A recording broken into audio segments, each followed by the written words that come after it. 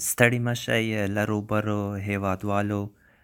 خدای دې وکړي چې تاسو به ټول روغ او جوړ یاست او هیله من یم چې تر اوسه به روژې در باندې ښې تېرې شوې وي. له یو اوږدې مودې وروسته یو ځل بیا ستاسو په چوپړ کې راستون شوم او له یو نوي لوست یا درس سره. په دغه لوست یا درس کې زه تاسو ته هغه حالتونه در پیژنمه چې په کومو کې چې زور پر اوږده یې بدلیږي، یعنې هغه نومونه چې په زور پایېدلي وي پر اوږده یې بدل شي، هغه حالتونه در پیژنم. دغه ویډیو د لیکدود اړونده پیلوو پر لومړي حالت.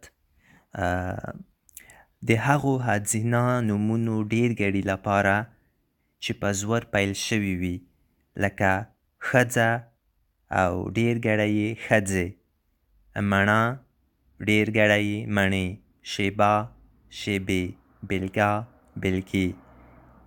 دغه ښځه، مڼه، شیبه او داسې نور دا په زور پیل شوي دي. نو د دا ډول نومونو ډېر ګړی یعنې جمع تل په اوږده یې کېږي. اوس راځو دویم حالت ته. د هغو ښځینه نومونو ډېر ګړي لپاره چې په یو بېواک غږ پای ته رسېدلي وي. بېواک غږ هغه غږونه دي په پښتو کې چې خپلواک، یعنې له الف اوږده یې، څرګنده یې، زور، زورکي، لنډ و اوږد واو پرته ټول پاتې غږونه بېواک غږونه دي، لکه بې، پې، تې. لکه تاسو په دې سور رنګه څلورګوټي کې وګورئ، یو څو بېلګې مې ورکړي، دا بېواک غږونه دي. لکه ورځ، ورځې، بړستن، بړستنې، میاشت، میاشتې، لوېشت، لوېشتې. دا ټول په بېواک غږونو پایېدلي دي او ښځینه نومونه دي. نو دا هم په اوږده یې پای ته رسیږي په جمع کې. اوس راځو دریم حالت ته چې کله زور پر اوږده یې بدلیږي. هغه دا ده چې کله له یو نوم سره د عادت راشي یا سربلونه و سربلونه یې تر وروسته یا مخته راشي. په دې سور رنګه څلورګوټي کې تاسو وګورئ چې د و سربلونو او سربلونو بېلګې څه دي، لکه تا، لا، سره. لکه دا لا سربل شو او سره و سربل شو، یا تر مخکې تر سربل شو او مخکې و سربل شو، یا تر لاندې او تر وروسته او داسې نور.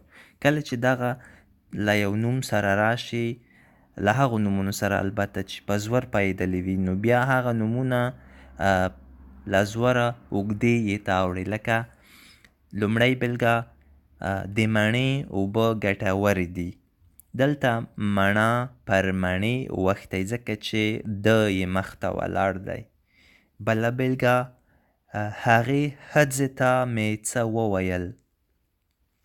دلته ښځه پر ښځې بدل شوی، دا چې تا و سربل یې وروسته ولاړ دی. یا هغه له زرمینې سره کور ته لاړه. دلته زرمینه هم پر زرمینې بدل شوی ځکه چې لا سره ترې تاو دي. یا زه تر غرمې وروسته راځم. غرمه دلته پر غرمې بدل شوی ځکه چې تر او وروسته ترې تاو دي. اوس راځو وروستي حالت ته چې کله زور پر اوږده یې بدلیږي. هغه هم په تېر مهال کې کله چې کړند، یعنې فاعل پر